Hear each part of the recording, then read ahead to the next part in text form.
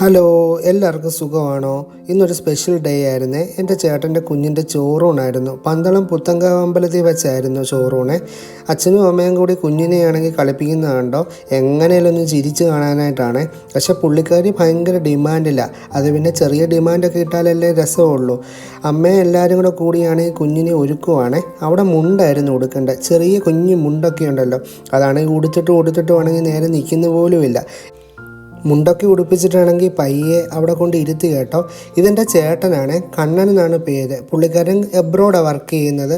രണ്ടാമത്തെ കുഞ്ഞാണ്.